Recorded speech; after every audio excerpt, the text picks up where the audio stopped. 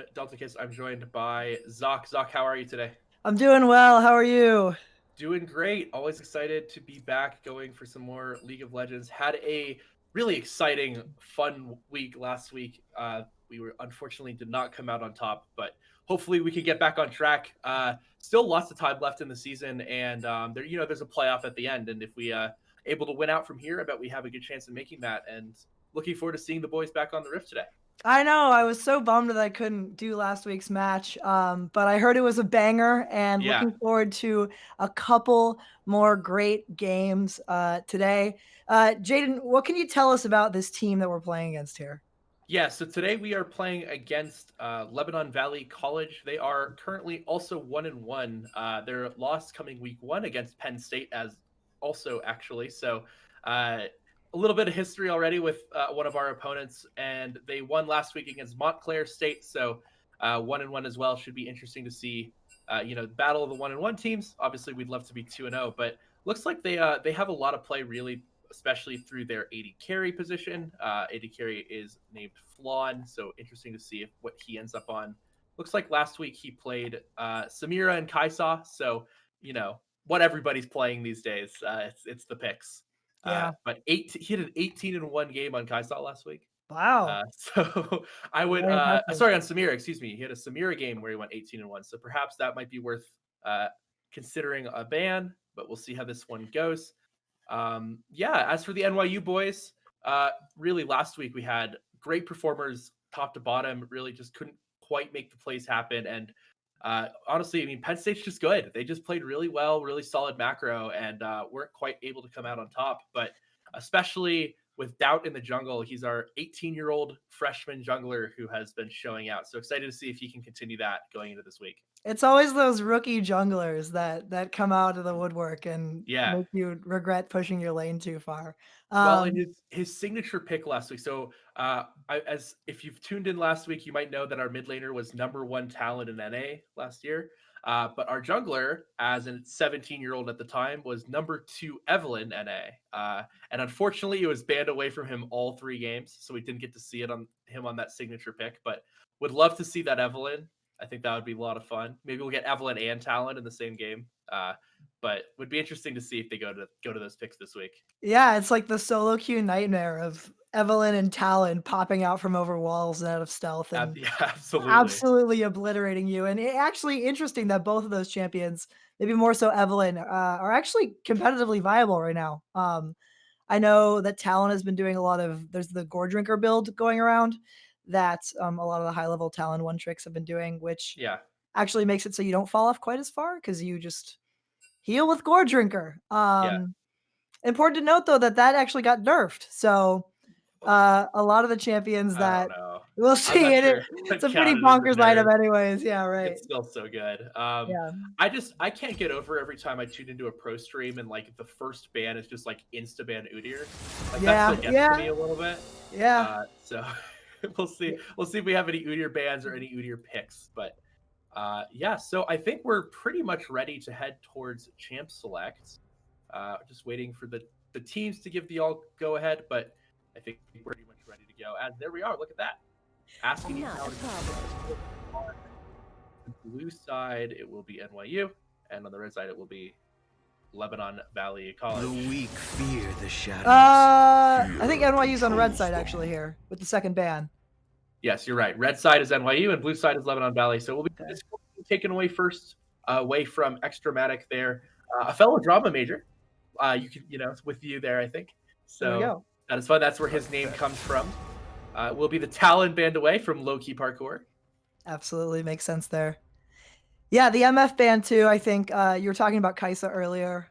We've seen a lot of teams in pro play, especially, go for a blue 1 Kaisa pick or have it banned against blue side. So I would not be surprised if they're setting up a Kaisa pick here, especially since Lusting Oben seems like he's very comfortable on the champion. I would expect it to, and part of the reason I'd expect it is in the 5 games so far this year for NYU, Extramatic has played it 4 times and had it banned away once. So definitely a champion he's shown a lot of comfort and proficiency on. This is Selenic loves the Riven.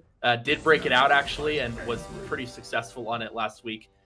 So we'll see if they do end up going for that first pick, Kaisa. I think it's definitely a good choice here because with the misfortune off the table, the best answer to it is something like the Jin, but that's definitely not a matchup where you feel awful about. So hopefully we'll see NYU with some answers to that, but maybe they'll go a different direction here. See what they end up going with. Yeah, the Kaisa, no surprises here. It's kind of just when the 80 carries are strong, you want to just pick the strongest 80 carries. Again, yeah, I'm interested to see what NYU goes for.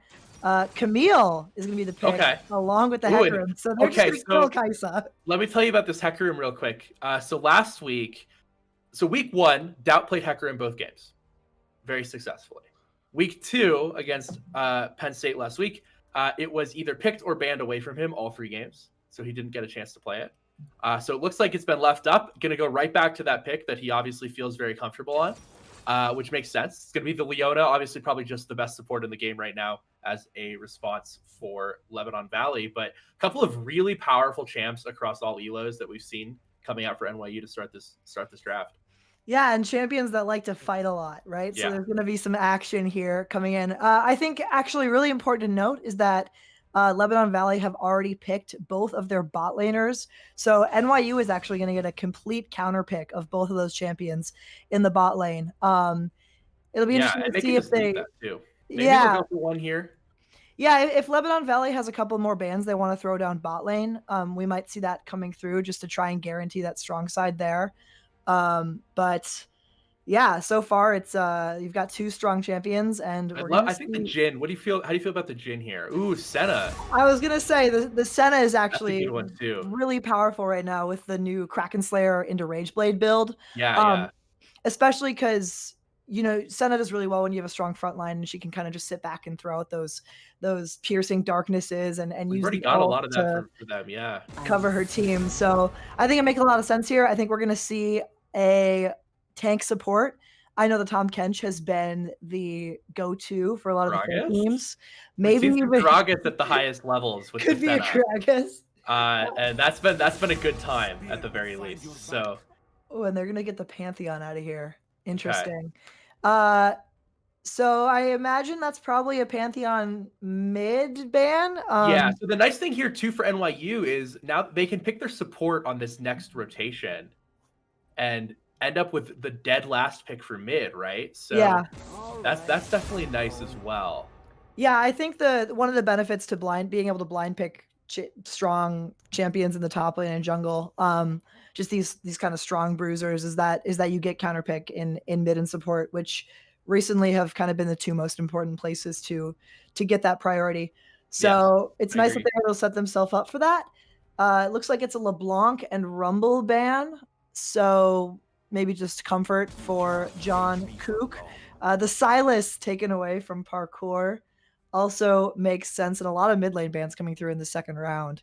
Yeah, so the other champion, he played Talon twice last week, and then he played the Zed as well. I don't think... Galio, actually, I was going to mention the Galio is another potential option down for that support role. Could potentially be flexed to mid, but I'd be surprised. Yeah, it could go either way. I was just going to say, not a lot of room for an 80 assassin in the mid lane here, so we're going to have to probably see him flex over to more of like probably some kind of control mage here as an alternative. Orianna actually looking like a pretty good option here. Yeah, and I think this is definitely a flex pick. They are gonna see the Nocturne, interestingly enough, which Galio can do a great job of shutting down along the direction. But yeah, the Galio, I think normally you're right. It wouldn't necessarily for sure be a support pick, but it does really well with the Hecarim and the Camille. And so there's some topside synergy there. It's okay into Lissandra. It's not good into Anivia. So if they pick Anivia, I do expect them to get a different mid laner here. And I'm the R5. Let me know what you think. I think Anivia might just be, bar none, the strongest champion in the game right now. Anivia is up there. I mean, her ability to control the game, both from a damage perspective, but also the amount of control around objectives you get with Anivia on your team, not only because of but because of the ultimate zoning is really incredible. It's going to be Kassadin, so a really classic answer to Anivia here. Yeah. Not a pick we've seen actually a lot of as of late. Definitely has fallen out of favor with the new items. It doesn't really have a niche with a lot of the new items. I've seen the Everfrost Kassadin have some pretty good success. and wouldn't be surprised to see that as the mythic item of choice here in the mid lane for Loki Parkour. But it will be his first time this year on an AP champion, I believe. So we'll see how that one ends up going. Let me just double check that. Yes, he played Pantheon and Zed week 1, so he has not played AP yet. All right. Solo Q Menace, Loki Parkour is Yeah, going to be yeah. in this game. So what do you think? What do you Talent think of these players. players? I want to talk more about the Nocturne pick. Particularly because they picked it with Anivia. I think that right now LSU really wants to go in and kill Senna. You know, you've got Nocturne and Renekton and Leona who are all really great at diving in. Renekton and Leona can kind of pivot and play on this front line and try and peel for Anivia and Kaisa. But if they do that, then Nocturne's just gonna kind of be going in by himself. So I'm looking to see if they're going to be trying to do more of that dive style and kind of leave Anivia back to just fend for herself, or if they're going to play more backline. But I really like NYU's comp into that. I think they have the Galio, which is really flexible. Kassadin is going to be able to just do his own thing. And Senna is an AD carry that we've seen mostly have prevalence as someone who can just sit back with all that range she gets from her souls, especially if it is fasting Senna, which allows you to get more souls at the cost of some gold. But a lot of times you see this like sort of semi-fasting Senna, right? Yeah. It definitely farms, but like Galio takes a fair bit as well. You just sort of mix it up, like because like the ranged minions, for example, are worth so little gold a lot of the time that like you just give all the ranged minions to your support. Yeah. The downside though of that a little bit is Galio likes to take the relic shield, and if you take relic shield and too many minions, then like you sort of don't get the gold from that. So we'll see how that ends up going. But I think your point about the Nocturne is really interesting. And to me, I feel like NYU has drafted a really cohesive comp, right? They know when their power spike is, which is as late as possible, right? The later this game goes, I mean, Senna scales literally infinitely. Kassadin might as well. And so they really have like a very set target of like, okay, we're going to get 3 items and then we're going to team fight until the game's over. Meanwhile, on the other side, it's a little bit earlier, I would say, for LVC here. And if they can get these roams working, I'd love to see Wonderjaw get out of that bot lane as much as possible. Yeah. Because I think early you can just push in Senna pretty effectively. And if you can push in Senna, get like Leona and Nocturne to mid lane to pressure this Kassadin before he really gets rolling, I think that's where you're going to create some pressure. But I think they need to really, really do that to have some success in this game. Yeah, I think across the board on both sides, we're going to see a lot of kind of roams from the support and jungle around these level 6 power spikes. Nocturne, of course, making very good use of that in Leona, but also on the other side, Galio and Hecarim really being able to use their ults effectively to secure kind of these early mid game kills. So I'm hoping that kind of once those lanes get unlocked a little bit and the junglers have gotten to their first couple of components, because both of these junglers want to farm early. You know, Hecarim likes to full clear, Nocturne likes to full clear. And full clear is a little bit faster, about a full camp faster actually at the moment. So we'll see if that ends up playing a role maybe towards first dragon. But I also think in this game we don't get to talk about top lane as being like an impactful matchup a whole lot of the time. And with these lanes kind of being so quiet early game, we could maybe see some increased pressure to top more so than we normally do, which could be interesting. Do you know anything about this top matchup, the Renekton Camille matchup?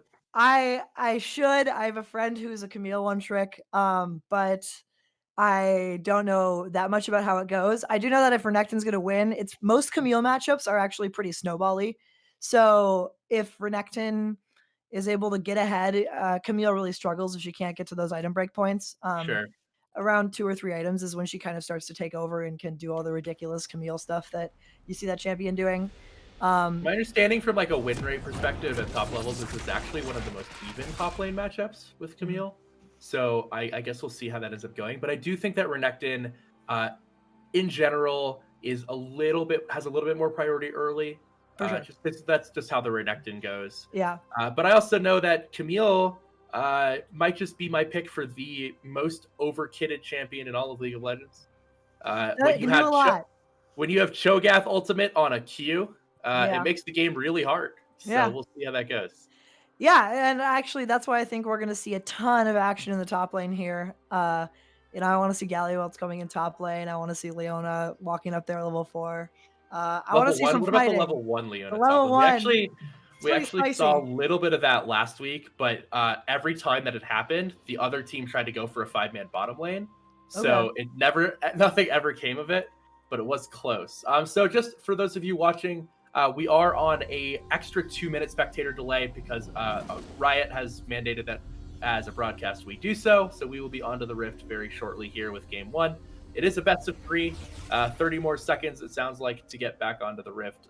Best of 3 here between New York University and Lebanon Valley College. So yeah, looking forward to it. Who do you Who's your give it pick? to, Jason? Oh, Oh, I was gonna okay. ask you. We can go on 3. All right. All right, you ready? 1, 2, 3. 3. NYU. Yeah, Let's okay. go. There we go. We gotta show that school spirit. We don't pretend not to be biased here. We'll call the Yeah. game as good as we can, but we both go to NYU. We know True. where our allegiances lie. We've been here. Yeah. Go Yeah. hashtag go Violets. Is that it? Is that the hashtag we're going with? That's the official one.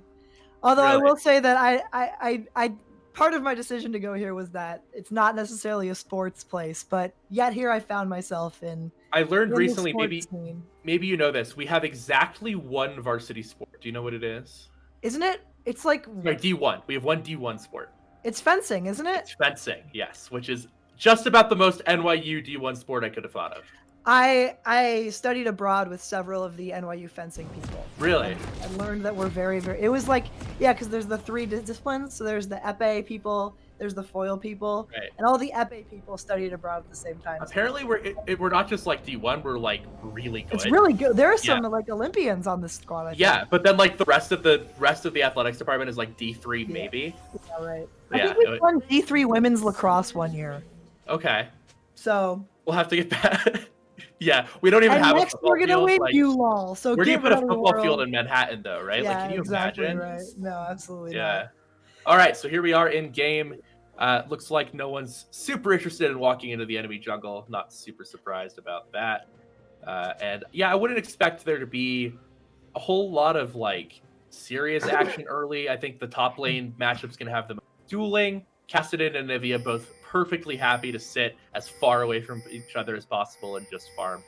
So yeah, you got the Senegalia, which kind of has a pretty good level 1, but Leona on the other side kind of just nullifies all of that. So Kaisa actually, or I would say Kaisa's early game among the hyperscalers is probably the best. She got good burst in general. So definitely probably we'll see a lot of Kaisa push, looking to get some pressure onto the spot lane, especially knowing that Hecarim's going to want full clear for the first few levels and probably won't show his face bot lane super early. So probably a little bit of priority bot. We'll see how top lane goes, but hard to say so far where the first action will be, but I'm sure we can get plenty of it.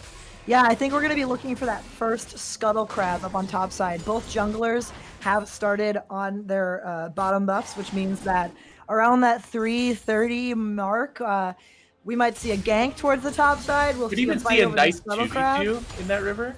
Yeah, it could. Anything could happen. Especially if both sides. I don't know about the mid laners, but I could see a world in which both top laners think that they have can win the 2v2. So if both sides are going into that fight confident that they can come out ahead, then they'll definitely go for that. Especially because, like, on one side you have Camille who wants to snowball, and on the other side you have Nocturne who wants to snowball, and then Hecarim and Rekton are just like kind of fighting each other because they like to fight each other. Level 2 here. Oh, the flash though, burned by Dawid. Is it Dawid? Dawid, yeah. Dawid. That's what we called him last week. I think it's right. Dawid, yes. Burning that flash early on the Kaisa is certainly very important. Yeah, I think Kaisa might have probably made the right business decision too. Just if you get hit by that knockup, everything gets really hard really quickly in this lane. So sucks to burn the flash, but I think overall you're safe enough if you just stand back that it's not the end of the world. Yep. Looking back at the junglers right now, you can see on the mini-map that they're both about at the same part in their clear. Like you said, though, Hecarim does have actually almost a bit of an advantage. Actually, yeah, the blue buff hadn't even been started. There's a bit of a fight in the top lane. The stun coming in onto Selenic, but not much is going to come of it, as his wave is going to get... Looks like there's a little bit of wave shenanigans. I think he might have had the cheater recall, but chose not to take it so that they could have prio for this But this is just going to be, I mean, the blue buff is just now going down with the Gromp still up. So Hecarim's just going to get a really clean crab here. It might even get the double and looking for the Anivia. So here we go. We might get a little bit of a skirmish onto John Kook here in the mid lane. They're looking for the attack, but the wall is going to block him out completely. Even at level 1, that wall is just so powerful. But it is going to be a double crab here for Doubt. So that is, when we talk about like the differences in jungles on these clear, the difference between 1 and 2 crabs is a big one, both in gold and XP. So definitely good for Doubt here to get this double crab, hard for this Nocturne. And we will see how that ends up affecting the game going forward. But good job so far. A little bit of an edge. We'll see that gold manifest in about a 300 gold difference here. He also is up about 8 farm total. So a little bit of a difference, but not much to speak of quite yet.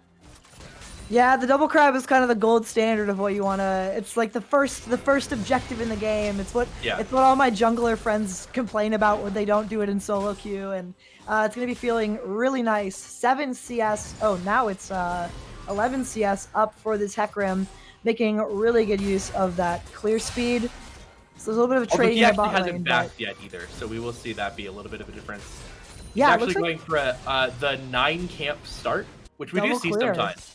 But yeah, he's going to start with 9 camps. Probably will go back, I would assume, after Raptors.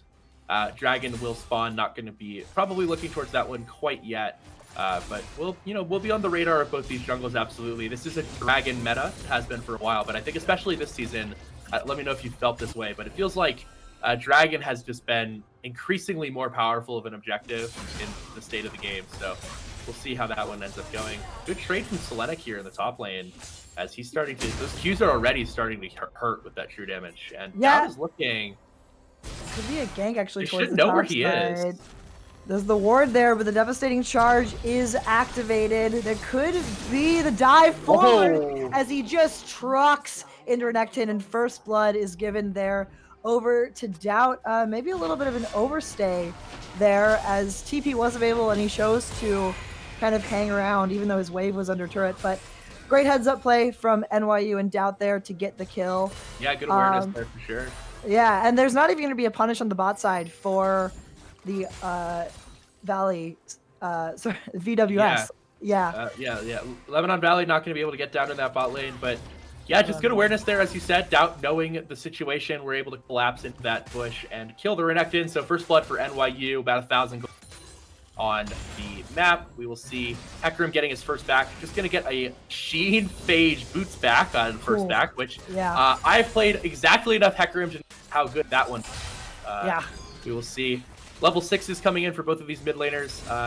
One thing, too, that's interesting, though, actually, is that Neon Stranger, just because of the way the wave ended up working out, didn't have to teleport back for top. So they do actually have teleport advantage here with both teleports being available and low-key parkour burning his in the mid lane. So we'll see if that ends up being a factor if Neon Stranger is able to take advantage of that. But the issue now is that Camille is up about 10 CS and up an assist, as we're going to see a gank at the bot side. This punch is going to connect onto Oben, and the Kaisa is going to go down. The Hecarim ulti used to secure that.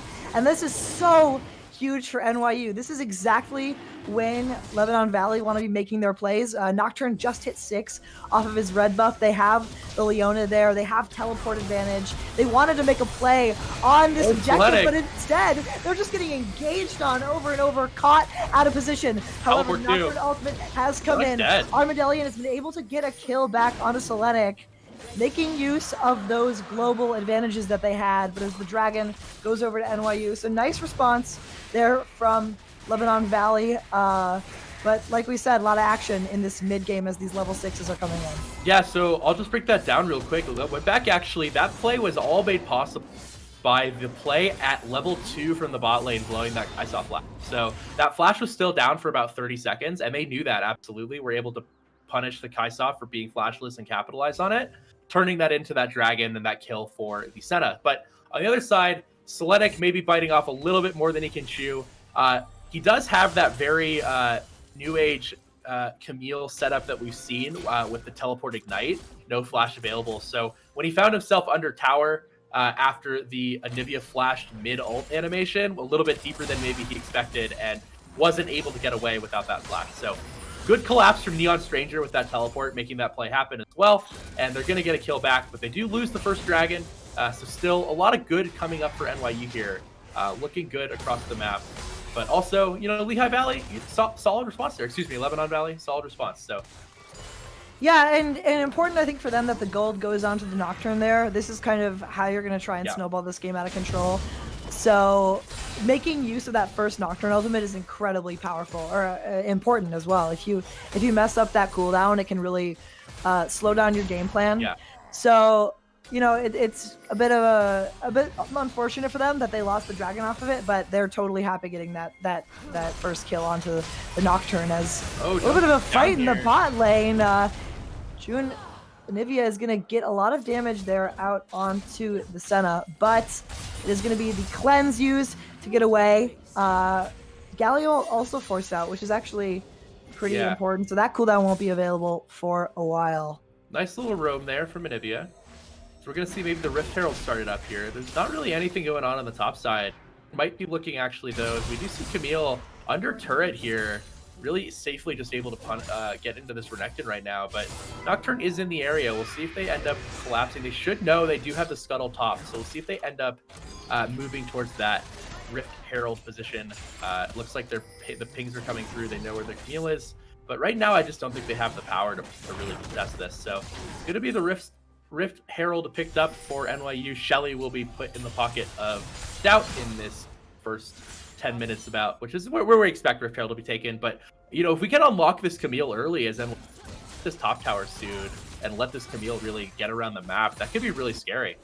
Yeah, they might look for the tower dive here, actually, as the recall is canceled by Neon Stranger, but the Dominus is used to avoid getting killed, and Doubt maybe bungling the dive a little bit there. Could have just let the recall go through, potentially, and just secure this turret. It is the ultimate forced out, so maybe Selenic can make something happen, but that was actually incredibly risky as a taunt coming through onto Oben. This Galio was doing so much damage. Galio's just throw down. And you know, that's why AD carry is such a feels bad role. You're getting soloed out by the support at level 7. I've been an AD carry main for, I don't know, 8 years. I don't know why I do it to myself. It's like a form of masochism at this point, I have to think. Like, I just don't know. If we see a gank at topside. Oh, here we go. Paranoia is used, but the hook shot just gets Selenic right out of there. That is so huge. Now that dive that we were looking at earlier, that failed a couple of minutes ago, is totally safe for them to do. They know the Nocturne isn't there to counter with his ultimate. So with a little bit of vision, they can look to dive Neon Stranger and take this first tower. Yeah, so good job there. Man, it's just Camille's it's so easy for her to get away from these engages. It's so hard to punish a Camille, and good job from Selenic, just calmly using the hook shot, moving out of there. As we do see Hecarim on the bot side of the map for now, does have some timer left on that Rift Herald before it expires. So Neon Stranger still wants to get this back in, hasn't really been allowed to yet, and see if he's able to pick up some meaningful items here. But we're seeing a farm lead being extended by Selenic here, almost 20 farm, almost 30 farm here, and that's going to start adding up to some pretty meaningful items, especially with that assist. And crucially, NYU is going to have teleport advantage here for this next dragon. Additionally, the Paranoia is not up. They're actually going to have double teleport advantage. Yeah, there you go. Even better. So we'll see if Lebanon Valley even tries to contest the second Drake with so many cooldowns unavailable to them. There is some bot pro here for NYU, but this means that Wonderjaw has been a little bit of unlocked to try and get some wards down. You can see Renekton teleporting. He might actually be making his way over towards the dragon. It's going to be started by Doubt as Armadillion is taking the red buff. Red ward is going to go down, and it looks like they're looking for the contest here. Wonderjaw's walking up and is actually going to force Doubt off of the dragon for a second, but bot lane from NYU has rotated up. It looks like this is going to be so much zoning. Pretty easy secure here as the red team does slay the dragon, but the engage is found. Solar Flare totally whiffs, and the teleport comes in from Selenic. He finds the flank onto Kaisa, and she is forced out, and this is an easy kill over there. They're just going to go for bot tower here. To NYU, the Rift Herald is available, perfectly poised to try and take this first tower. The Paranoia is off cooldown here, and they're looking to get something back, but the roam up here from Dweed is going to get the counter kill. The Selenic has also made his way up, and this is going to be a 2-for-0 off of Lebanon Valley, trying to make something happen. Both on the Cassidy in the mid lane. too.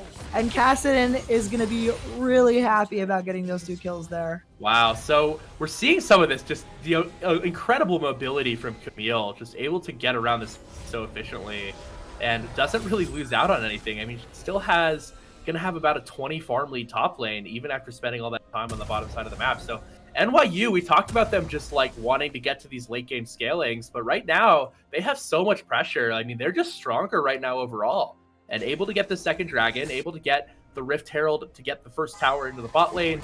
And so far, yeah, they're just really showing up and have a lot of pressure across this map. Yeah, and I think at this point, all 3 lanes could probably 1v1 or duel their counterparts. We've seen Camille do this for the last 10 minutes, even under tower, as Selenic is going to take a really good trade there on the Neon Stranger, making great use of that shield.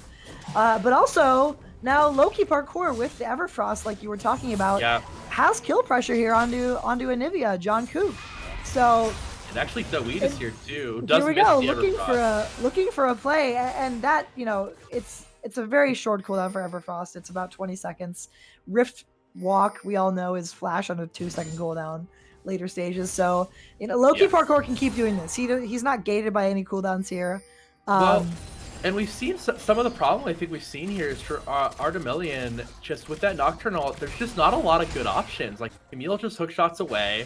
The Cassidy just Rifts walks away. If you go onto the hacker room here, you probably just die. And you know, Senna's never without Galio, and even if they are, you just root the Nocturne and just, you know, walk away. So it's really hard here for this Nocturne to actually get a lot of pressure in some of these situations without significant other help. Like if you have the Leona there, maybe have something going. But so far, I think we've seen basically 3 Paranoias not find a lot, so we'll see if they're able to make something more happen with that important cooldown. But right now, NYU's done a really good job of shutting down any pressure that might come from that spell. As we see it, here we go. Paranoia is going to come through onto the Senna. Extramatic just shoots him down. This Kraken Slayer build does so much damage, and you can see there the plan. You know, the Nocturne is ulting in on a Senna while Galio's like up front being aggressive, and he was able to get a lot of damage out onto Senna herself. Instant reaction though from Dweed. Oh yeah, if you're not gonna one-shot her, she's not gonna go down. It looks like the tower dive might come through from Dweed. Winds of War gonna do a little bit of damage, but it is now Loki Parkour who looks like he might have been Galio is actually just walking around the map, soloing solo laners. Ooh, a little bit of a trade to the top lane. Selenic is going the dive. Oh no! Go down. Even with that Senna ulti coming through over the top, it wasn't enough. But Wonderjaw has been found again by Dweed, and Gavin is going to come through and pick up that kill. Top lane. Loki Parkour is looking for a little bit more. He might try and finish off Wonderjaw, but Oben has found his way up and is actually going to use the killer instinct to look in. They could potentially look to get a kill back here. They're going to be pushing the wave up. Might try and transition this into a dragon. Yeah, I think that's really the best thing they can hope for there is to look for dragon play. So good job there, but they burned a lot actually to really not make a lot meaningful happen mid. We'll see if they can convert it into this dragon like you talked about, but barring that, I mean, they're just burning cooldowns here. So we're going to see the TP come in. Here comes Loki Parkour. He's going to be full health. Dweed has found the engage onto John Cook, and it is just the easy pickup from Loki Parkour. This is the second dragon in a row that NYU has found a free catch before the Drake spawns. And I do not believe that John Cook will be alive for this dragon. And even if he does, he won't be able to be there before and help get prio. So great catch there again by Dweed. Oh, and Selenic now looking might for be another one. Yeah, could be the second kill. Flash forced out by Wonderjaw. Solar Flare. Steve, could we see the vision for NYU?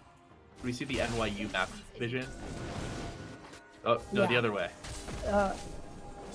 Perfect. There we go. So I mean, they have a fair bit of this bot river just fairly well protected. It is going to be the solar flare going in as the paranoia is used to give the pit. It is the steal over to Lebanon Valley, but can they get anything more of it? It is so far 2 for 1 favor NYU, but the Dragon crucially stolen away.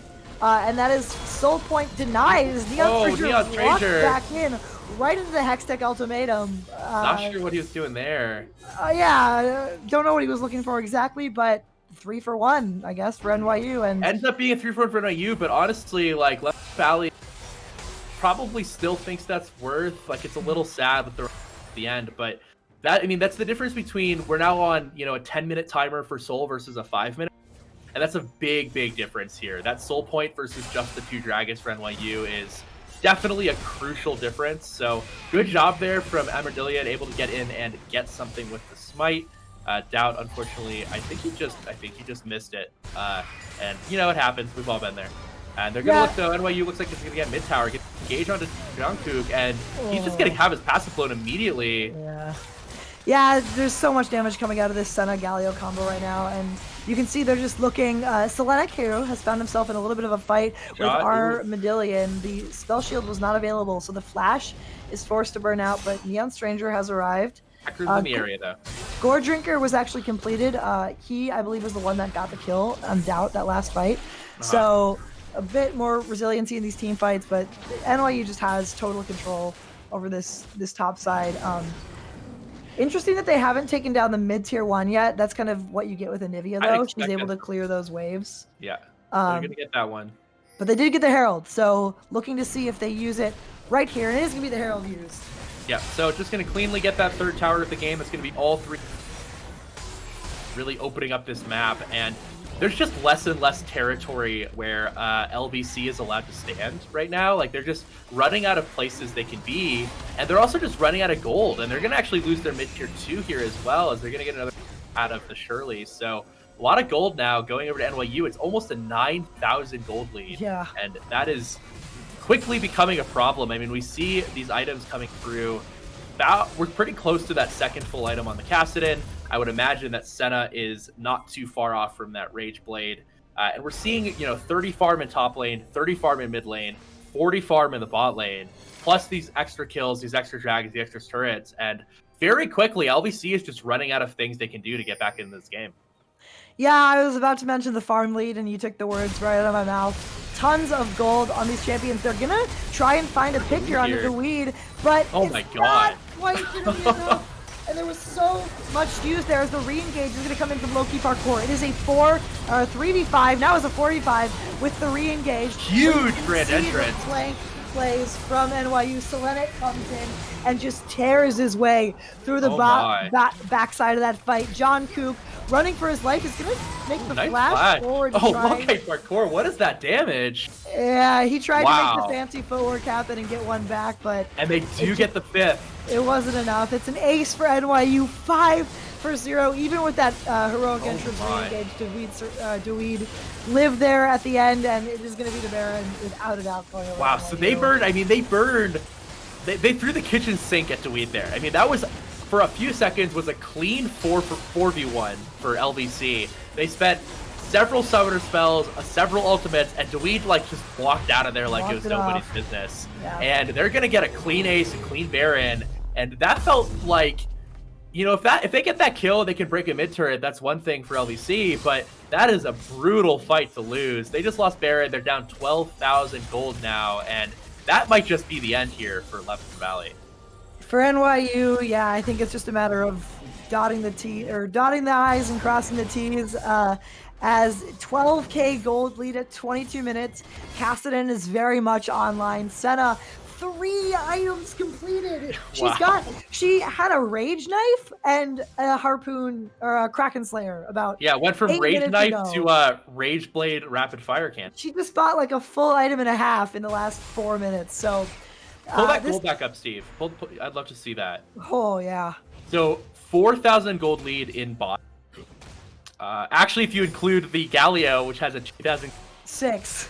There's 6,000 gold in the bot lane. We see Hecarim with 2,000. We see Camille with 2,000. We see 2,000 in mid. So really, just everywhere on the map, they're just being outscaled already. And this is earlier than you would think. I mean, it's 23 minutes, and all of these hyper carries for NYU are online. And this is just, they're gonna just split push. Camille can just probably win any 1v2 you can put her at this point. So you've got to commit a ton into that Camille. And you've got, the rest of the team has so much engaged potential. There's just really nowhere to take the fight. We're going to see a third dragon come through. And yeah, NYU just looking really solid here. So 13,000 gold. They got the Baron buff pushing into some of these turrets. They might look for a collapse on the Camille here, but Camille's just going to walk away. And as a result, they're probably going to lose bot towers. So hard for Lebanon Valley to get in. You mentioned the top side, but now there's action on bot as Armadillion is going to be engaged on and taken out by low-key parkour on the bot side. The teammate was channeled by Neon Stranger, but he's just totally found himself caught out and wishing he had not come all the way down as Doubt runs in and hits John Kook as an afterthought. Doubt! He might be able to get one back, but it is just too little. Too late. NYU is too far ahead. Yeah. A kill going over onto they did kill Extramatic, but it's a 4-for-1, a 5-for-1 even. This is gonna be 2 inhibitors and maybe even this should probably just be as the game NYU here. breaks open the base. Yeah. Yeah, very clean. Didn't really make any mistakes start to finish. We had, a couple of awkward plays. We had Selenic dying to a tower shot in the top lane, but other than that, really nice job here from NYU, just playing to their strengths, getting these champions online. I mean, it's 24 minutes, and Cassidon is level 15. Yeah. And everyone knows when Cassidon is level 16, the way you counter that is by typing /FF into the chat. And we are fast approaching that time here. There's just nothing left, no gold left on the map here for Lebanon Valley. And like you said, we need to dot the T's and cross the I's. So we will see how that one goes. As we do see a little bit of engage. It's going to be one last desperate play onto Selenic as Paranoia and Solar Flare are both used. Actually going to be the kill going over to Armadillion here, which is certainly a breath of fresh air for them. But now it is about seeing what NYU will do. There are several key cooldowns that were used there by Lebanon Valley College.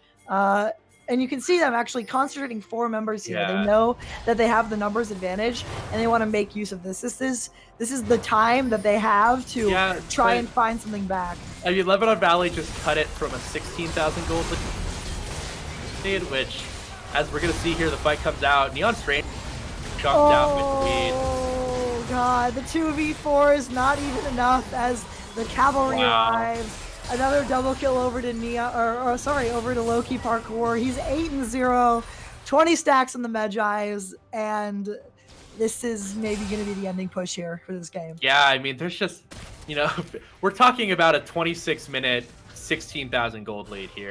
There's just nothing you can do at that point. You're just too far behind, and there's not enough gold left on the map. Like, we talk a lot about gold lead, but the thing is we're going to see an afterthought of a kill onto the Anivia. There's just, when you get this far behind, there's just not enough resources to even think about coming back. There's just no gold left on the map. So both Nexus turrets are taken down. Leona's going to make one final effort onto Selenic, but is just going to get blown up. Neon Stranger gets taken down. Legendary again for low-key parkour. Final kill here for Selenic as they're onto the Nexus. And this is going to be a very clean, dominant game 1 for NYU. It's all about pad the KDAs. Yes. And as he does every game, low-key parkour will make an early exit, and we do see the victory. So NYU takes game 1 in very, very dominant fashion over Lebanon Valley College. And yeah, I mean, not a lot to say that hasn't already been said in that game. They just, they got ahead early and never let go. Yep, absolutely. I think going into game 2, my biggest, we said it before, the Nocturne pick was the biggest question mark, I think, for me. And I want to see them pivot away from that strategy and find something that they can have early impact on. They picked Anivia, they picked Renekton, these strong laners. And next time I want to see them double down on that game plan so they can try and make something happen early. All right, well, that will be that for game 1. We're going to take a quick break, and we will be back very shortly with game number 2 between NYU and Lebanon Valley College. Don't go anywhere.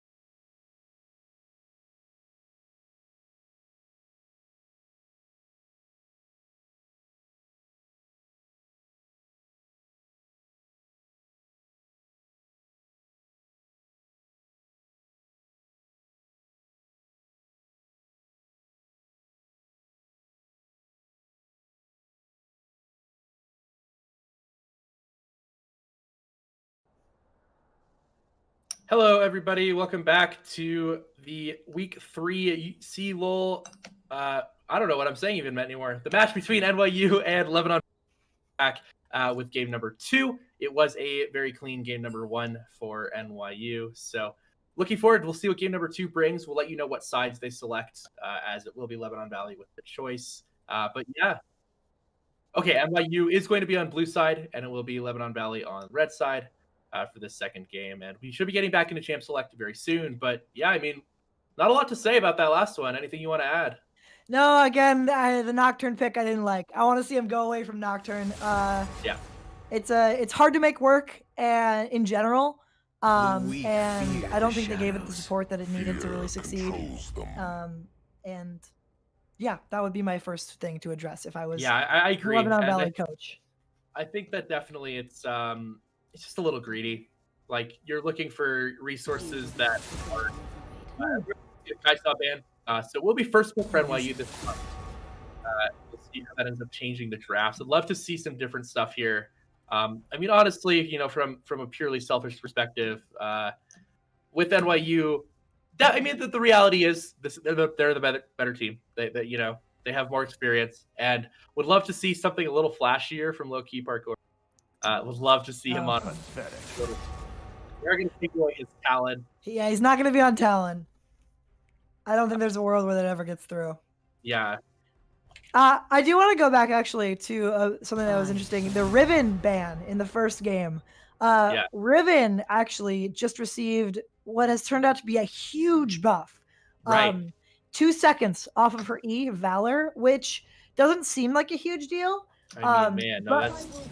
Well, and then it becomes kind of a big deal because all of Riven's animation cancels and her double casts are enabled when she has her E up. That's how you make those crazy Riven montage plays happen.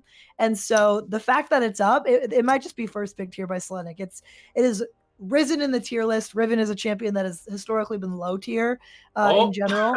There's no way they first picked this. It'd be the Kog'Maw. It's the Samira. This, I believe. But no, it's not Samira. Okay. Samira pick makes total sense. Might be the MF on the other side. We'll have to see. Yeah, could see the MF, could see the Jin as well, potentially. Yeah. A couple, I don't know. I mean, AD carry is pretty straightforward right now. MF, good call. Not surprised. Very powerful.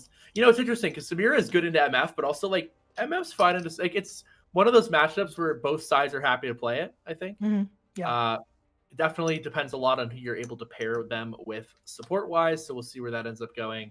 I did ask, it looks like it might be the Galio on the other side now. I did ask if Doubt could play the Evelyn. I put in that request, but I do not believe that they're taking coaching decisions from the casters, unfortunately.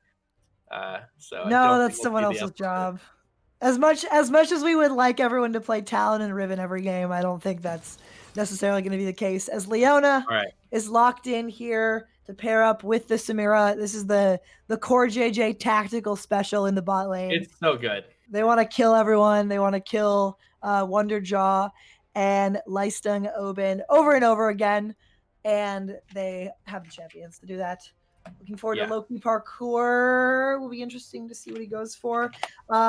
Whatever champion he picks is going to be blind, and it is going to be Renekton here, which is actually kind of mirroring the draft from Lebanon Valley last game. We have Leona and Renekton picked pretty early here in this draft, and it's going to be the Cho'Gath as the response. Okay. Yeah. So we're seeing the mid and jungle matchups both being left up. So we'll be the last pick in one of those, whichever direction we decide to go for Lebanon Valley. And we'll see what ends up getting banned out here. Still target some bans over at Doubt and Parkour. It's going to be the Evelyn ban. Unfortunately, I don't believe he was going to pick it in the first place, but, better safe than sorry. Yep. I do actually think Evelyn here is pretty good with the champions that are currently set up here for NYU. So they might have been angling to take it, but that drasted. Can you blind pick Evelyn though? Like, if you have the right mid jungle top and mid setup, I think you can. Okay. We saw last Worlds actually quite a few people first rotation in Lucian and Evelyn. Yeah, I remember that. Yeah, absolutely. So it is okay, but it can be punished. And the Nocturne, speaking of the jungle, gonna be taken off. So I said I didn't want to see it, and NYU agreed with me, Yes, evidently. we will. So that is going to be taken off. Make Silas him and play something Evelyn. else. Interesting that Silas. Okay. I want to see here. We know that last game, we were pretty sure that the Galio was going to go support. Still could be a mid lane Galio. We've seen that a lot. And they could even, again, flex it to see if they want to get a better matchup. It is pretty good with MF because you get the combo of the taunt with the bullet time kind of over it, and it looks really cool and everyone dies. But still could go either place as the Hecarim is picked up for Lebanon Valley. Yeah, so they banned away that Echo. That's what he played a lot of last week. So makes sense. Take that away from Armadillion. Might be the Lilia here now. So interesting if we do see that one come through. This is a very classic jungle matchup. The two horse-ish characters. Yeah.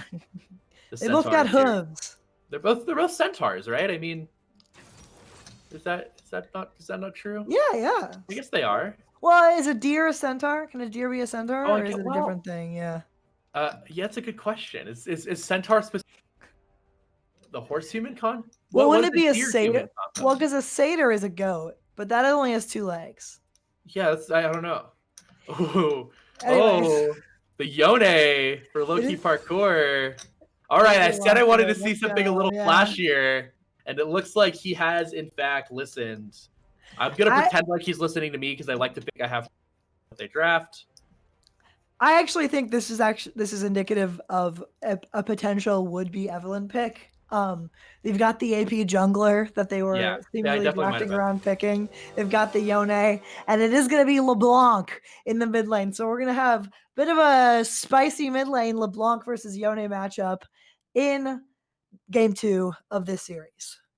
Yeah, definitely a lot of interesting stuff happening there. We'll see how that goes.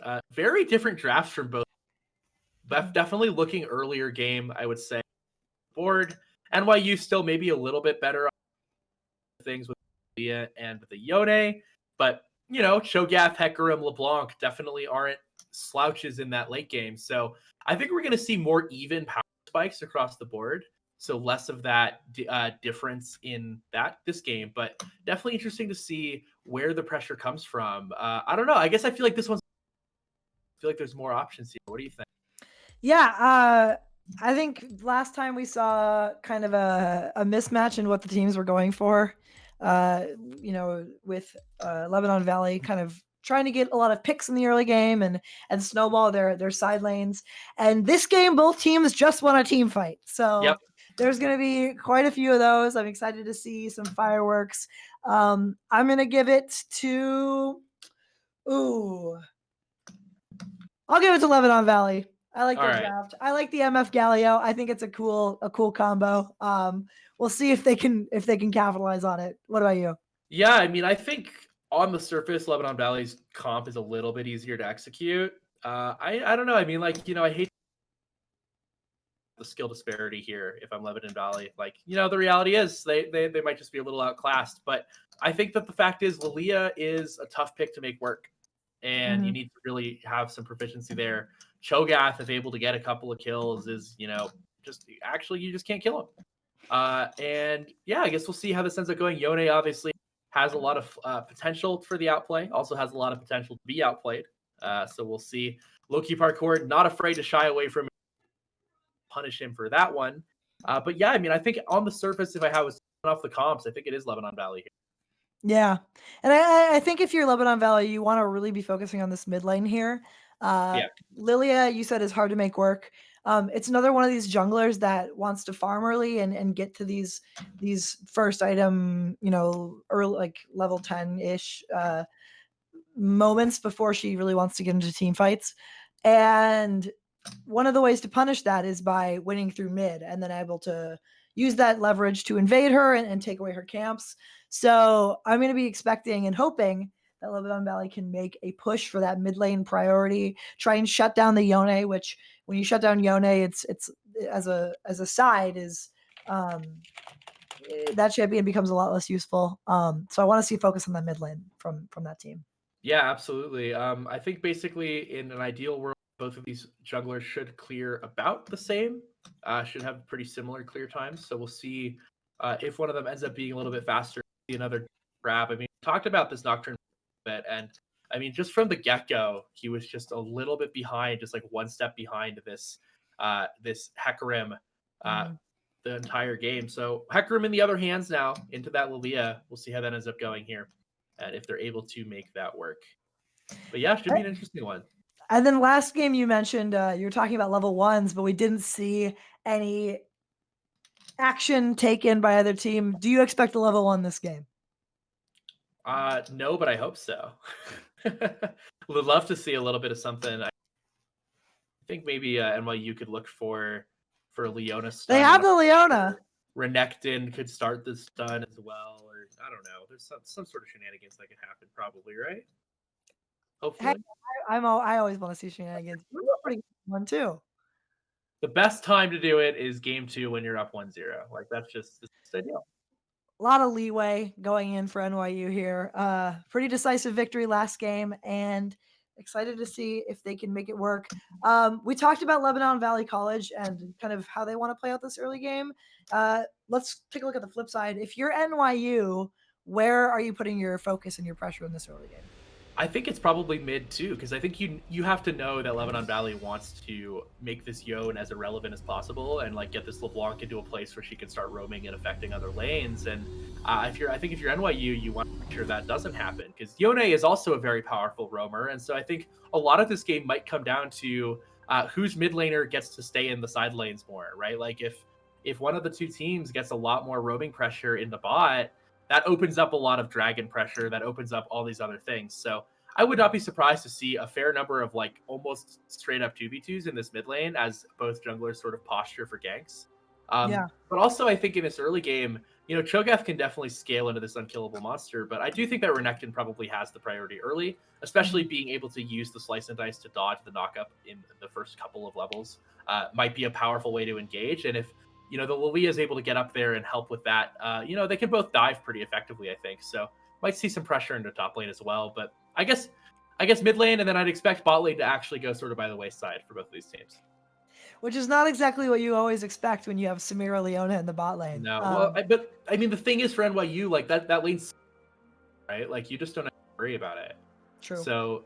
Well, and maybe they want to be left alone, right? They want to, look for those 2v2s without any of those pesky junglers interfering. Yeah, I mean, if you're NYU and like you can know that the jungler is topside or like, and that mid lane's like engaged and whatever, and you can just like get these very clean Leona engages. I think that LVC definitely could have some trouble refuting that, especially like continually. Like you only get so many times you can disengage or flash away until Leona just kills you. And we'll see if that ends up happening. And Misfortune though, definitely not the like early game only AD carry we used to see from her. Definitely her scaling's balanced out a little bit more powerful into this mid late game. Picks up that collector, picks up some items like that are able to affect these team fights later in the game. So will be interesting to see how that bottom lane ends up stacking up. Would love to see another level 2 engage from NYU. And absolutely. We'll see how that one goes. Yeah, and I'm also interested to see what build MF goes for. There are kind of two floating around right now. There's the Q Max PTA, press the attack build. Yeah.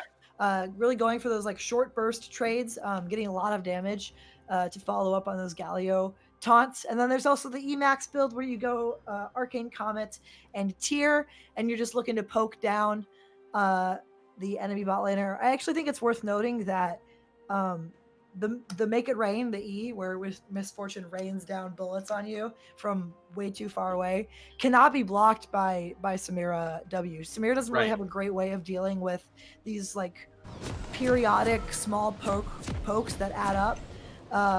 So could be a way for Lebanon Valley to get an advantage early.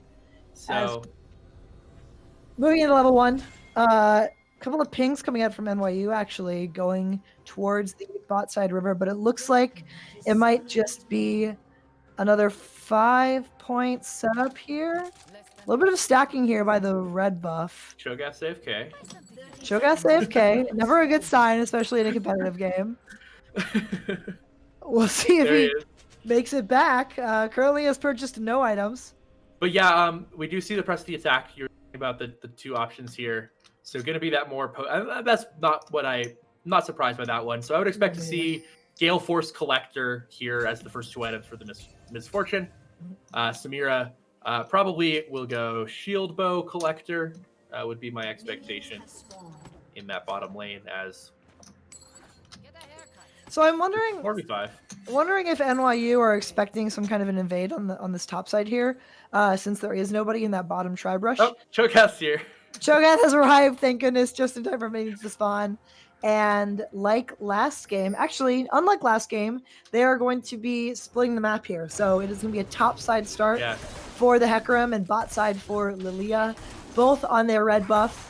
And the first thing we have to look for here is, are the junglers going to split and do this vertical jungling? I actually kind of like it if our Demurelian does opt for that, since they want to play kind of on this top side, but we'll just have to wait and see if that's what goes down. Yeah, I don't know.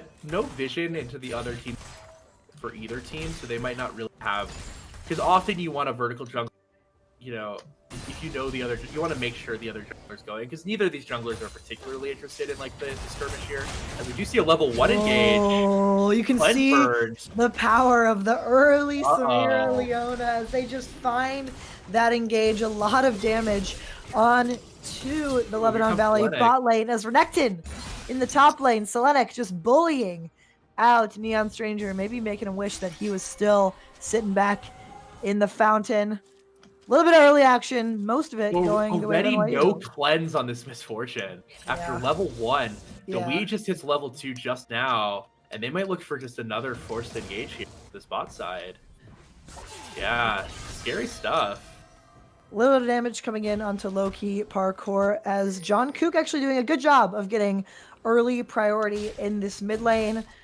Buying space for a potential gank, but Selenic, man, is just tearing it up here. The Conqueror is procced as the Slice and Dice comes through, and it is a flash burned already in the top lane. And the worst part about this is Hecarim is nowhere near. And won't be his top laner, and won't be for a while. So this Cho'Gath's life is going to be hard, and it's only going to get worse. We're actually going to see Doubt again, just like very clean clears here. And you know, this is something that I think goes by the wayside, is we might just see a dive here in the top lane.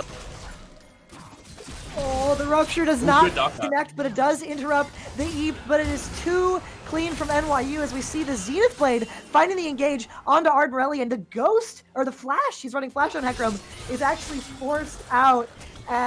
So much early pressure coming out. You can see that how these champions that NYU picked have this early game power. Selenic is just going to be able to get out, dodging the Rupture, like you said, with that Slice and Dice. Yeah, I mean, I think that's such an important part of this matchup, is we're going to see another engage here. But right now, I mean, this Galio's just playing defense as Wonderjaw, taking a lot of damage too. But the Leona doesn't really care about her health bar that much, and we're just seeing, I mean, NYU must have early dinner reservations or something, because they're just looking for all the pressure right now. Big taunt though. The taunt is going to connect as the Make It Rain and the Ignite both come down. Ardmorellian is in the area, and the Devastating Charge is not even needed to use. He just uses that Q and rampages all over the bot lane of NYU as another teleport is coming through. Selenic has found one back, but he will fall shortly. It is a 2-for-1 in favor as Lebanon Valley, as Loki Parkour has maybe found himself in a bad spot. Gonna take a little bit of damage, but great early fight there from Lebanon Valley off the back of that engage from Wonderjaw. Yeah. And they're able, Loki Parkour flashes away there from the Q. You can't flash away from that. And is going to be down. So we thought NYU burn both teleports, a bunch of other summoners there in an effort to save their bot lane, and the end result ends up being 2 kills going over to this LeBlanc, and that's it. So really a lot invested in this bot lane, and NYU really coming back on the back foot. Lebanon Valley College doing a great job of making this happen and are able to get a lot of advantage here. So good job, Lebanon Valley College doing a good job there. One thing I just wanted to say earlier has become less relevant, but one thing I do think we see when we talk about like skill gaps in these jungle matchups, especially when we're, you know, College League of Legends is still an amateur league. There is rank gaps in between them. Is clear speed, even on junglers that should have close to clear speed. As Dweed might be in trouble here. Oh, he's gonna get engaged in the Justice Punch. Will connect, but Loki Parkour has made his way forward. It's a lot of damage onto both of the supports, but Aftershock is gonna keep them both alive. And a little bit of a net neutral. Jungkook though is gonna look. Chain is gonna connect. He does have his ultimate available. Loki Parkour does not have that fate sealed. And it looks like this Dragon Dance here is going to continue as there's a little bit of a battle in the top lane, but Lebanon Valley College have started the Dragon. They have a pink ward in the pit to try and stop any vision, but Loki Parkour does not have his ultimate available. He can't find one of these big engages as Jungkook is going to look just to buy some space. Great job of zoning. And the Dragon is going to go over mostly for free. Doubt going to get a Dark Harvest stack, but that is going to be it as Lebanon College gonna look for the disengage. There is a chase from NYU, but it's not going to amount to anything. Great play from Lebanon College to yeah. So far, I mean, they really just have taken the initiative here, and I think this is something that they might have wanted to do a little more last game and didn't make happen, which was just be the aggressor and try to make these plays happen. And so far, they've done a really nice job of knowing where the enemy team is, where the Lilia is, and what windows of opportunity they have, and we're able to capitalize for a few kills, a really important first Dragon. And right now, I mean, we talked about mid lane prio being really important when we talk about these roaming mid laners, and Jungkook has a pretty sizable advantage here over Parkour on this LeBlanc, might able to get some plays going towards other parts of the map. And right now, the gold advantage is pretty even, but all of the gold is on this Renekton for NYU, which is not meaningless, but definitely is going to have less of an effect on the map as a whole as the gold in the LeBlanc's pocket is going to. So we'll see how they end up if they end up playing around this Renekton. But good job, yeah, from, like you said, from Lebanon Valley College, making things happen in this early game. Little bit of a trade there onto Loki Parkour from Jungkook. I believe he has not spent his money since he took his recall. So in terms of the power of the items in his inventory, he's actually pretty even here to Loki Parkour. So I'll be curious to see what he goes to pick up. He might be waiting to get that lost chapter so he can try and get that early mana spike to push in those waves.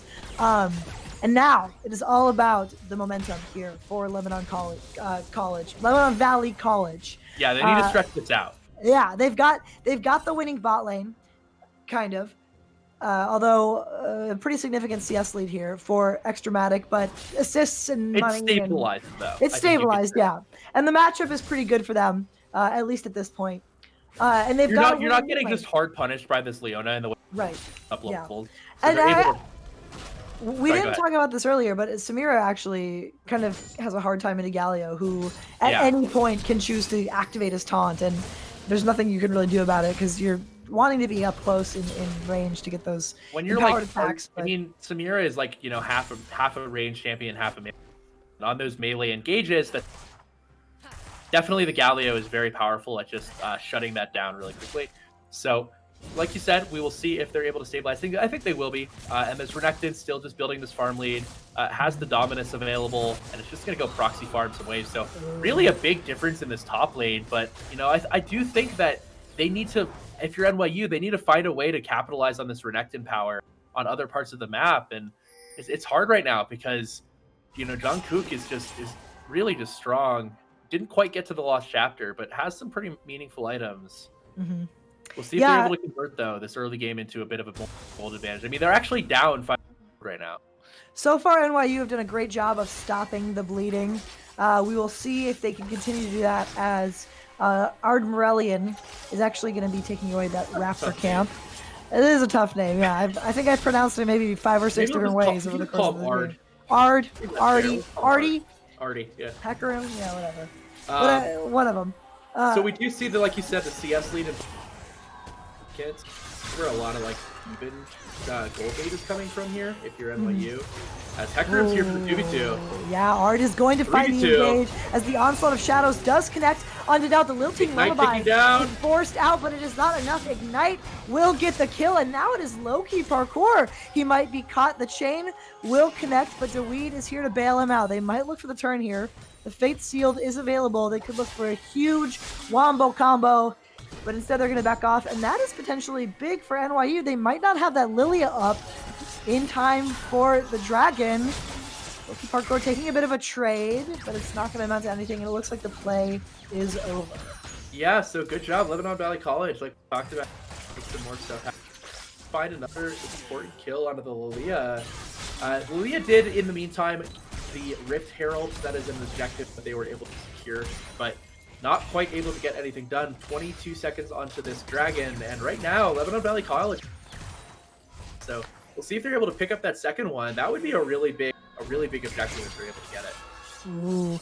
Loki Parkour taking his reset now. He has the teleport available, but might not be able to get in position in time as the Dragon will spawn in 5 seconds. Teleports available all across the board. We can see Neon Stranger has actually chosen to walk down as the teleport channeled by Loki Parkour. Now this is the crucial fight. This is where Lebanon College will either continue their lead or lose it, and they are going to secure the Dragon, but are they going to take the fight? Dweed has Hex flashed over. He's actually just flashed over. The slow is going to connect. It was the real flash as Selenek has found himself in the back line. The Fate Sealed connects on the 3 as the heroic entrance comes through. It gets a knock up to maybe buy them some time to escape, but it is so far 1 kill over to NYU. They're looking for more. They have the bot lane trapped and are dropping the Rift Herald. He's just gonna try to channel the recall. They're definitely trying to get out of here. He might actually get it. Oh, but Neon Stranger has not made it Neon out. Stranger will not, but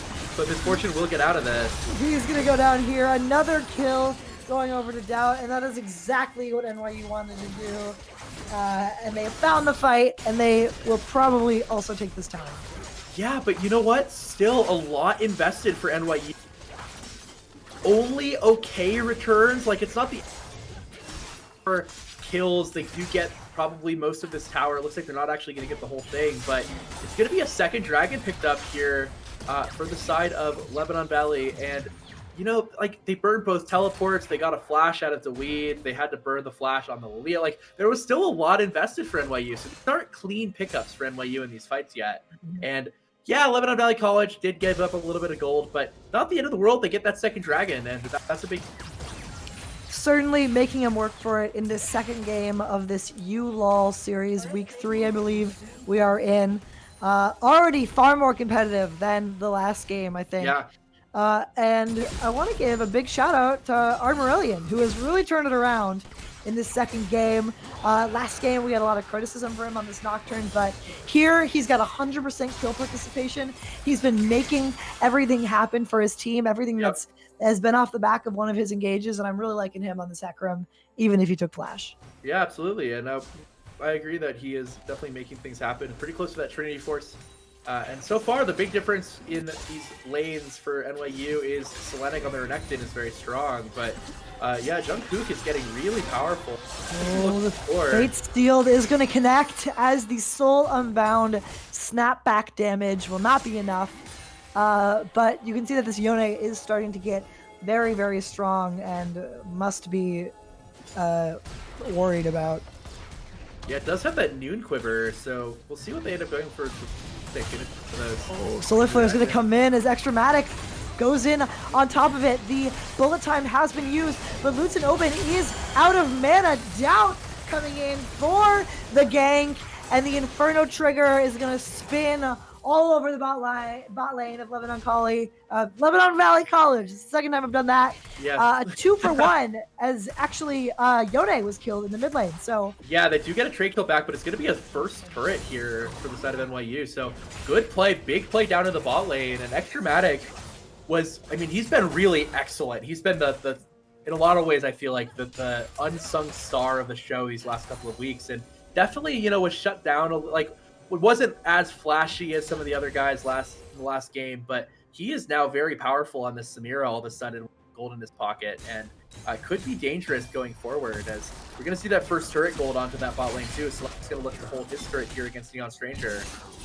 Selenek gonna take the fight as the Cull the Meek or Ruthless Predator is the name of the W, will come through for the stun, I believe but just a little bit of trade damage. Fake it till you make it.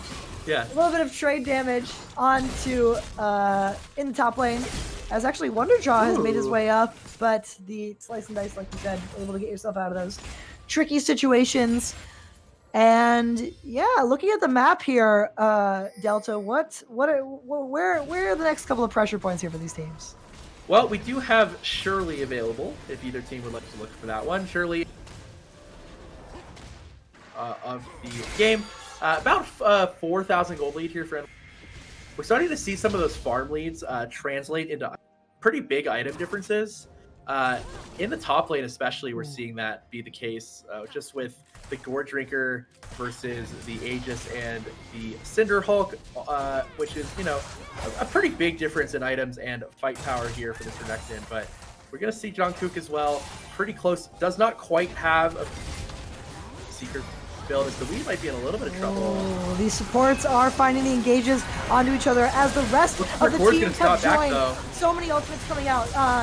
As it is going to be Doubt is the second one to fall. Dweed has already gone down, as I believe also Ard Morellian was killed. The feast used from Neon Stranger onto Yone is going to take him down. It is currently a 3-for-1 in favor of Lebanon Valley College as the taunt connects onto 2. Selenic flashes in. Oh, here's the Inferno Trigger though. But it's not enough. Extramatic is spinning around. He gets one. Oh, Can he get more? But it is going to be Jungkook who seals the deal. An excellent fight for Lebanon Valley College. They are going to take the fight, and they are going to take a dragon. And Delta, that was imperative. That Lebanon Valley that was huge if you're Lebanon Valley College. Talked about the 4K starting to switch out here.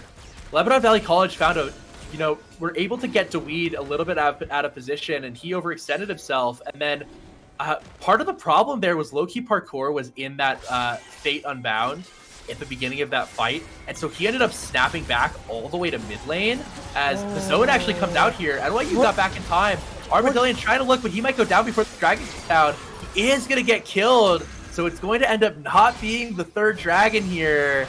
That is very sad if you're Lebanon Valley. But it still is a good fight and a lot of important gold back in their pockets. But NYU able to barely get back in time and make that happen, get that dragon. But again, they burned both teleports for it. Yep, but that is what you have those teleports for. Is low-key parkour is actually going to maybe find a kill onto Wonderjaw. The knockup did connect, but Jungkook is now in the bot lane. The Solar Flare landed, and Arborelian is running down. He's got the home orgs. He's going to mid lane. He's using the devastating charge. The minions are not able to catch up with him. Is he going to do his red buff? He might do his red buff. He could be going for the Raptors here. They are up, and it is going to be Arborelian taking the Raptors. Right. Well done. This is now officially a Hecarim stream, as we decided that, fight bot lane. We knew in advance, actually, that nothing. No one died. Watch it. But right now, we're just going to watch Hecarim run around.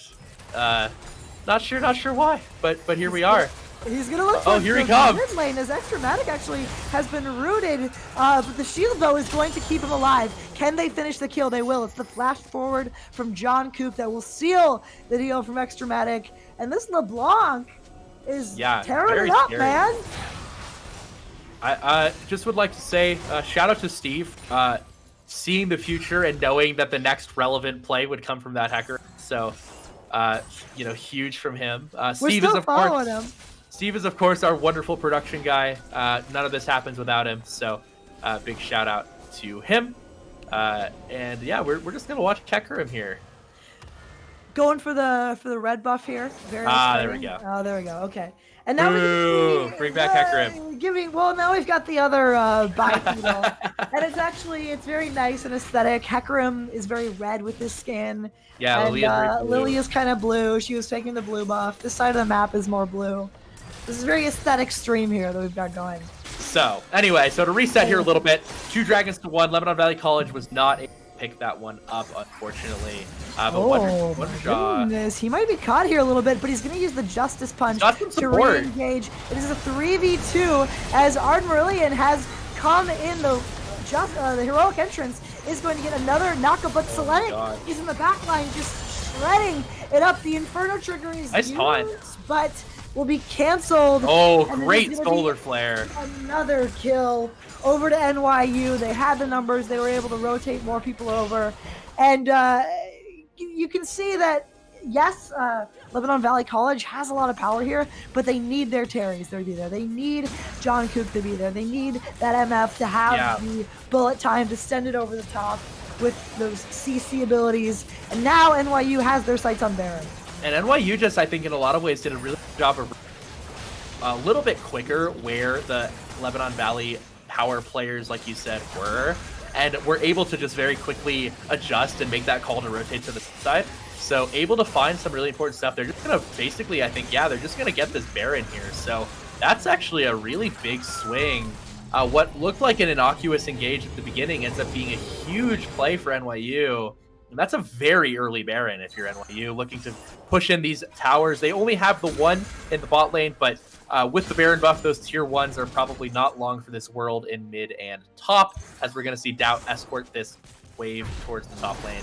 And hopefully we'll maybe not quite get that tower yet, but I'm sure we'll get it soon. So NYU making a big play. Lebanon Valley College a little bit behind the ball there, as we see about a minute on this next dragon. But yeah, so I mean, you know, it's been very, very back and forth though, much more competitive than the last one. Absolutely, and again, we said we wanted to see play around the mid jungle, and that's what Lebanon Valley College has been doing, and those are the members who have shown up as low-key parkour uses the Fate Seal to try and get away, but you gotta go back to your spawn, man. You can't stay out of your body for that long. The teleport is channeled, and now it's a 45 over this dragon. What are you doing, low-key parkour? Yeah, huge mistake there. Just totally burning everything and wasn't able to get anything done for it. So they're going to look to get this mid done. But yeah, like you said, a 4v5. The one thing I will say, though, is Selenic on this Renekton is scary. Before this fight picked up, he finished the Sterix gauge. So he has 2 full items here for any potential fight. And we've seen that Gore Drinker heal just be absolutely massive, combined with the Renekton Fury as a healing option. As Dweet's not going to get over the wall with the Hex Flash, but is going to be okay for now. But Loki Parkour is on the way back, does have teleport available. So unfortunately, if you're Lebanon Valley, they haven't been able to quite capitalize on this 4v5. As here comes the Solar Flare. The Solar Flare connects on the John Cook, and he is going to be taken out, shut down over to the side of NYU, but the fight is still going on. It is taking the dragons. The heroic entrance comes through. The Inferno trigger is used, but is going to be canceled. There's damage flying on all sides, and at the end of the day, NYU comes out on top with 3 kills and a dragon. Yeah. The dragon. Did they get the dragon? Actually went to Lebanon Valley College, so they do get a little bit of compensation. Ooh, as Artie is just going to very nearly get taken down there, but you know, it's 3 kills like you said, and they're going to get onto these tier 2 turrets buff that they still have active for a little bit while longer. And yeah, that's a big fight for NYU, and they're starting to really put the pressure on in these choke points. And so far, Lebanon Valley College has just been a little bit slow to react to these engages, hasn't gotten the answers, as John Cook's going to look for the play on the Selenic, but not quite find it. Loki Parkour, though, might be caught out again. He's going to use the Fate Seal to try and get over the wall, but it's going to be blocked. And now it might be the re-engage here from Lebanon Valley College. They have the advantage. NYU has not had a chance to reset since that last fight. Yeah. And it looks like they're not going to be able to get anything off the back of that. Crucially, though, is that Lebanon Valley College was actually the one to secure the dragon. So they are now at sole point, meaning the next fight, you know, we keep saying this, but this is how they're keeping themselves in this game, is by grabbing onto these dragons, hopefully trying to get the dragon soul. The Cho'Gath Hecarim Galio team has Mountain Soul all of a sudden. That changes the texture of a lot of these fights very, very drastically. That's a lot of extra tankiness being provided. But NYU got, as we said, with that Baron buff, an extra 2 tier 2 turrets. So yes, the Yone did die. But 2 turrets picked up in addition. Maybe we can take a look back at the gold again and see where things stand for these teams. But yeah, I mean, so far, Lebanon Valley is just a little bit slow to react to these for it by NYU. And you can see in these fights too that it is so hard for Samira to get an Inferno trigger off. They're doing a really good job canceling it. And there are so many tools available for Lebanon Valley to cancel it. Even the Cho'Gath silence, any of Galio's abilities, Hecarim missed several ways. So great job of holding those cooldowns to cancel that ultimate and make sure that Extramatic cannot pop off in these fights. Yeah, definitely doing a good job. But, you know, when they're burning so much on the Samira, I mean,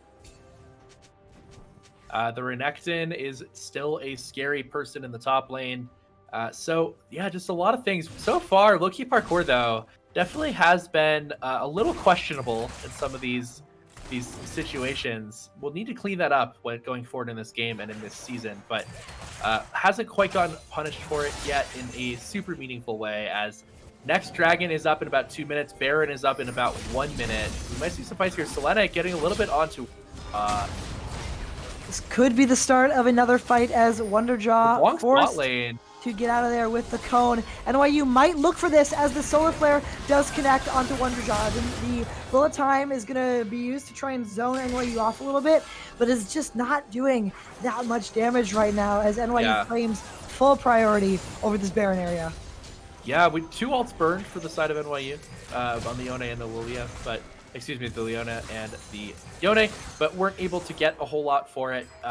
But, you know, they have so much deep vision. I mean, if we could look at NYU, see what they're seeing over here as we see. Well, actually, that's interesting, too, because Lebanon Valley is so dark in the top side. They see nothing, and NYU has a ward in conceivable bush. So this is really hard if you're Lebanon Valley now with this Baron coming up.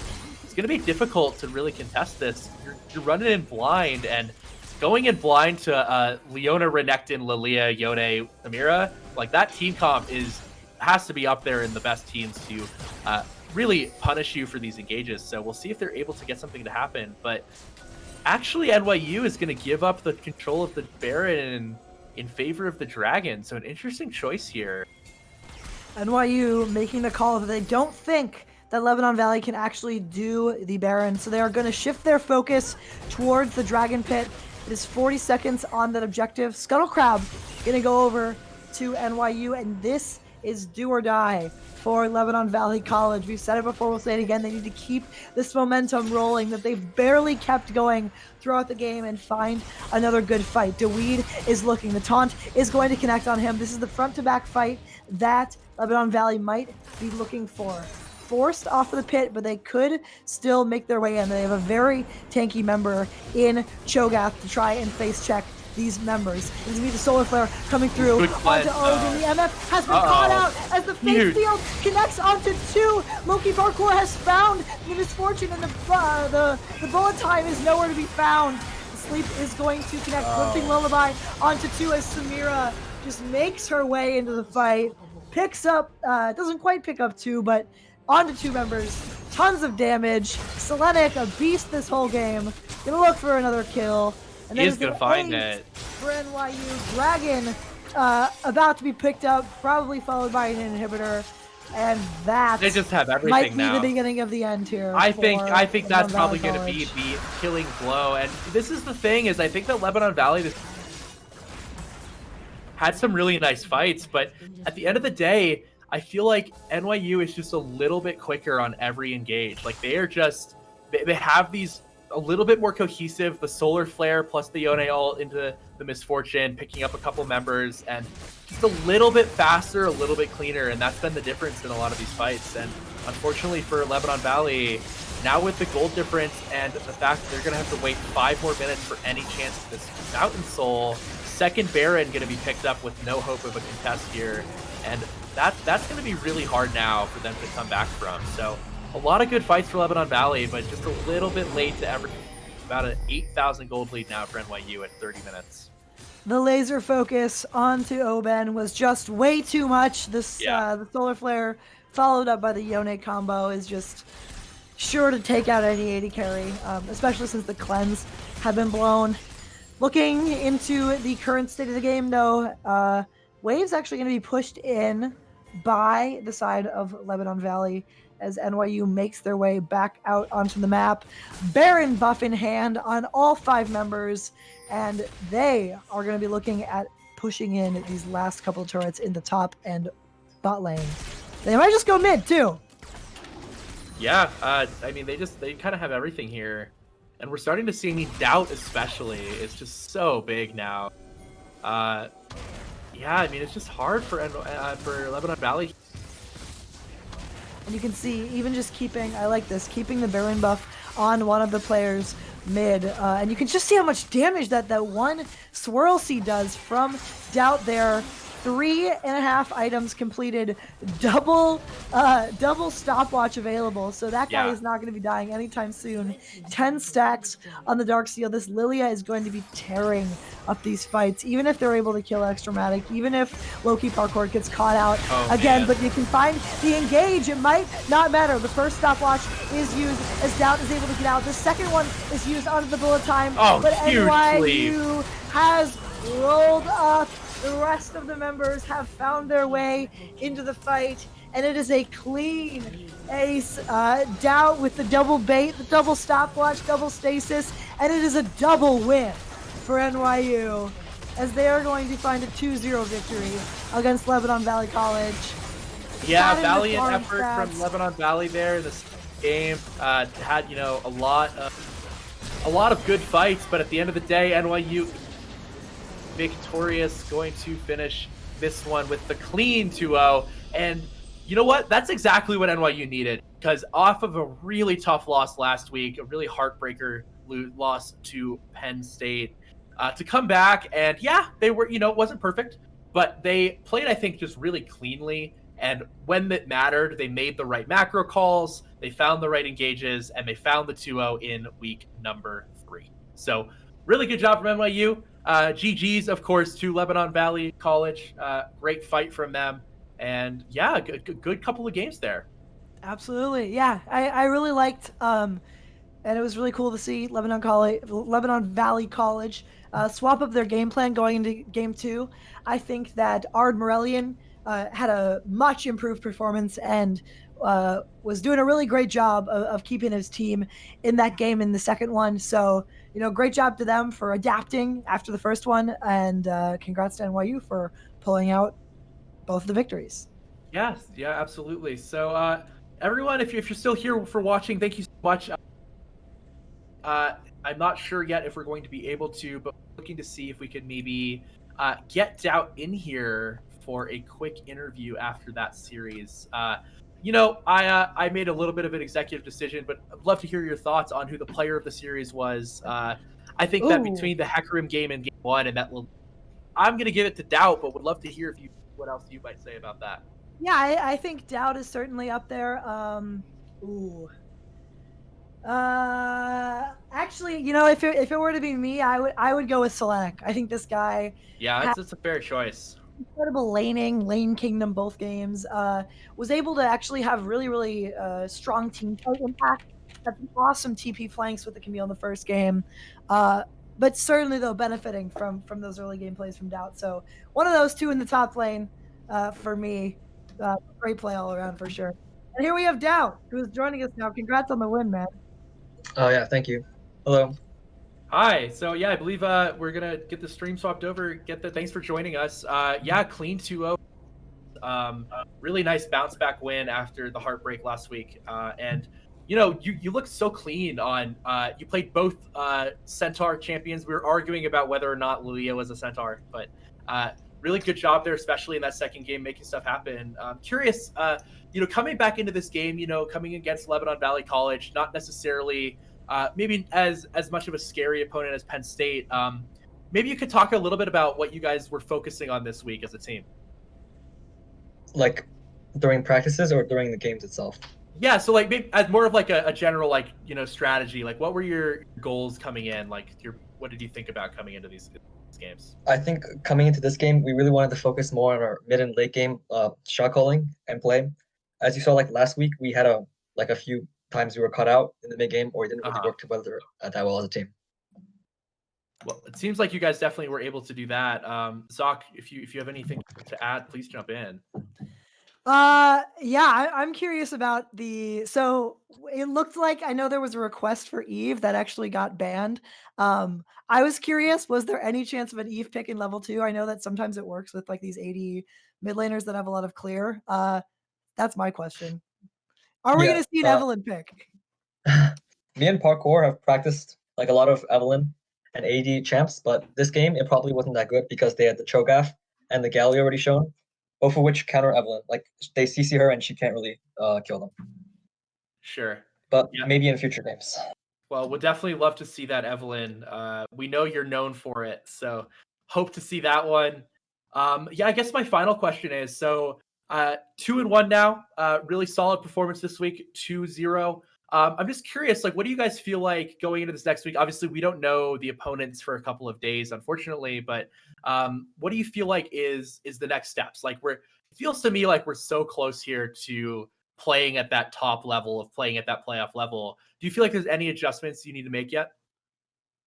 Well, 11.3 was a pretty big patch. I think Yeah. we're gonna work on adapting to the patch itself, but I don't know like any specifics of that yet. Sure. Well, thank you so much for joining us. I know it was last minute. Appreciate you coming and talking to us. Congratulations on the win. Pass our congratulations on to everyone else. And yeah, you can feel free to head out. Thank you so much, Doubt. Congratulations, and we'll see you next week. Yeah, thank you. Thank you. So that was Doubt, the jungler for NYU, coming in with a couple of very strong games on Hecarim and Lilia, putting a lot of pressure around the map. Him and Selenic really showing up in this best of 3 series, 2-0 for the NYU squad. Zoc, any final thoughts? No, I think you had a great point. Doubt had a great showing on two of these strong farming junglers. I'll be curious to see as we go forward if that's kind of the style that they opt for every game, or if they, go for sometimes more invading or fighting junglers or ganking junglers. But certainly a great showing of the style that NYU has, and I'm curious to see if they'll be pressured to switch it up in the future. Yeah, absolutely. For me, something I would like to see as an adjustment is, low-key parkour is probably the best What do player you on this mean? He played that last game totally team. perfectly. It's true. He had a great last fight, but both of these games felt like he was just a little too anxious to make things happen. And I think this happened a little bit last week too. And last week was understandable, a little bit of a personal vendetta there, but I would love to see him just clean that up a little bit and really, settle into picking the right fights. But overall, NYU, I think, really made the right adjustments this week, played super cohesively as a team, got it done with the 2-0. And yeah, that was, great couple games of League of Legends. So, Zoc, thank you so much for joining me. Thank you for having Absolutely a me. pleasure. I'm sure we Great will to be see you here. around here the next I hope couple of so, weeks. yeah. Thank you, everyone, for tuning in and watching. NYU, congratulations. 2-1 now in the first 3 weeks. We will be back here at 3 p.m. Eastern on the following Saturday, which will be the 13th. We do not yet know the opponent, but do keep tabs on who that will be. I believe if you follow Polygaming Network on Twitter, we will post there who we're playing, or at least we'll try to. I'll do my best to make that happen. But thank you, everyone, for tuning in. Thank you again to Steve and to Zoc. I have been Delta, and thanks for watching NYU.